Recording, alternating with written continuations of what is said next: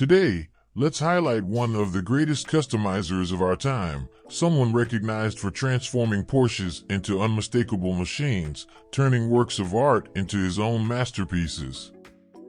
This is his craft. Some may question his right to tamper with such iconic cars, but for others, it's exactly what he should do because he is an artist, and artists create. If you're not yet aware of whom we're talking about, we're referring to Akira Nakai'S, the founder of the renowned customization company RWB, Raul Begriff. While he may not be as recognized in the Brazilian scene, if you follow the JDM customization culture a bit, you've likely come across some of his works. You've probably stumbled upon a video on your timeline where a Japanese man calmly sits with a Porsche 911 in front of him, lights a cigarette, and then proceeds to cut the car with a saw, a scene that could be from a horror movie. However, the result is a modified Porsche with impressive changes and an even larger rear wing, the unmistakable signature of Akira Nakai'S. In this video, we'll explore who Akira Nakai'S is and why both he and RWB are so special. Chapter 1: The Journey. His journey began in Japan, where he started working on cars, primarily Porsches. At that time, he was a versatile mechanic, capable of modifying almost any vehicle that came his way. However, it was the AE 86 Corolla that set him apart in the automotive scene of that era. Alongside Tsuchiya, the Drift King, Nakai made history in the late 80s and early 90s as a member of the group called Rough Worlds.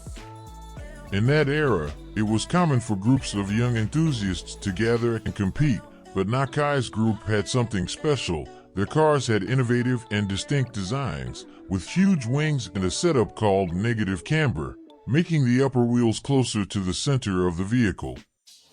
This unique style earned them the nickname Hellish Camber, and gradually, they gained a reputation as the best drivers in the country. With their Corollas, they tackled street corners at high speed. It didn't take long for magazines to invite them to feature their customized cars. As the group's leader, Nakai was always in the spotlight, and as they became more known, people started noticing that their cars had something special. They were equally sleek and aggressive, with wheels sticking out, wings, and the Rough World sticker on the windshield, something other cars couldn't replicate. Now, looking back, the nickname Hellish Camber truly made sense. Chapter 2: It's Always Been This Way. Nakai's hobby involved turning seemingly harmless cars into true drift monsters.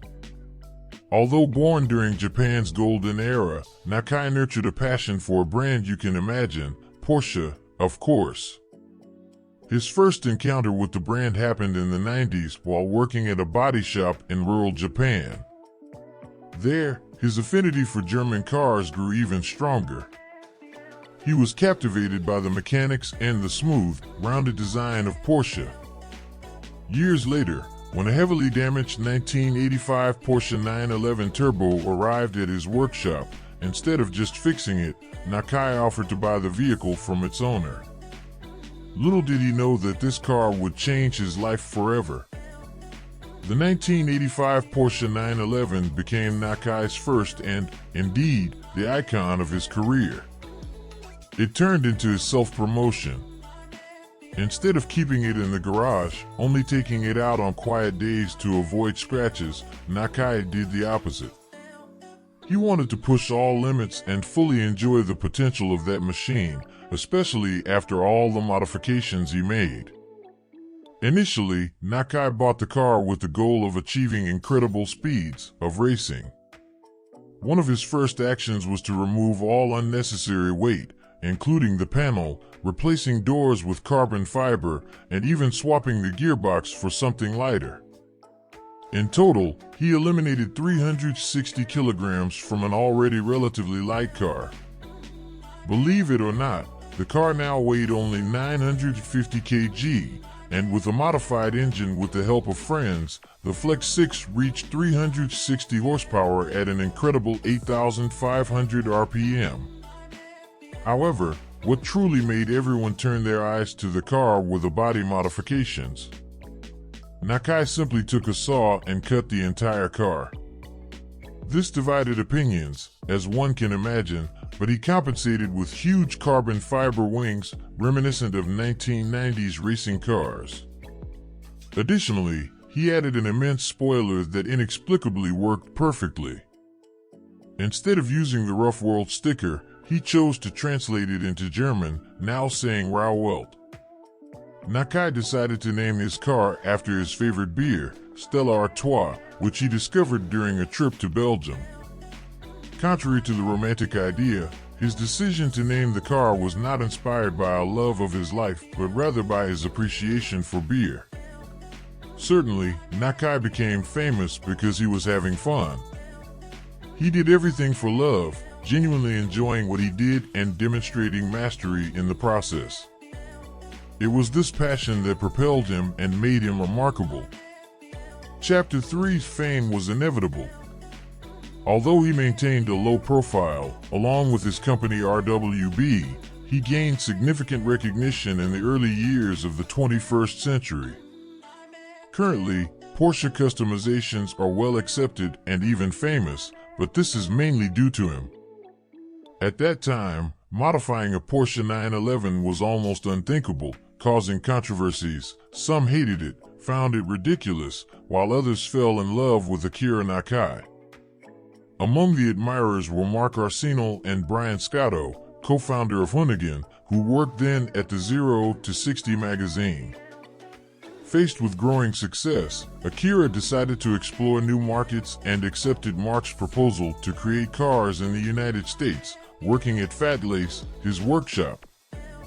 In the United States, Akira completed his first two 911s outside Japan.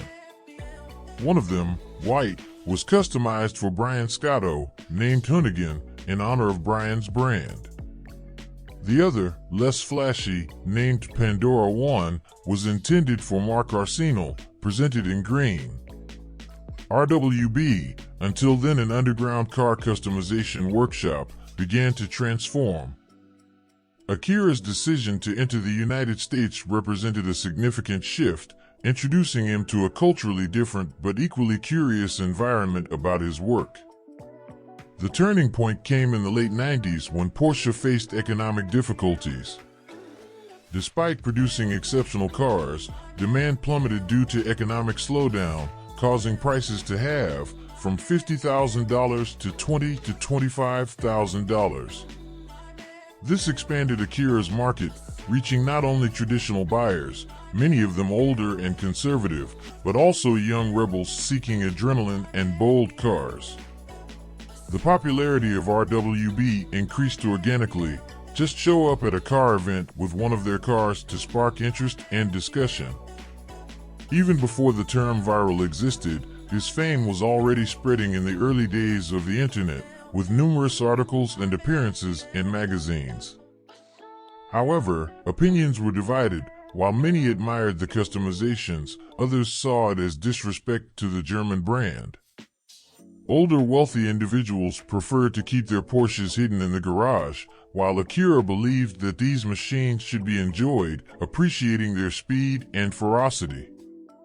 The modifications even improved the drivability of the cars, such as the Porsche 911 Turbo, known as the Widowmaker. Regarding the creative process, Nakai's was known for his unique skill.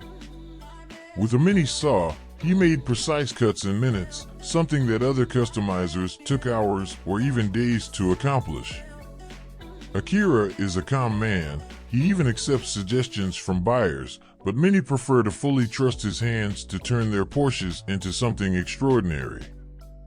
So, what's your opinion on this incredible journey of Akira Nakai's in the world of car customization? Would you also like to have an RWB Porsche?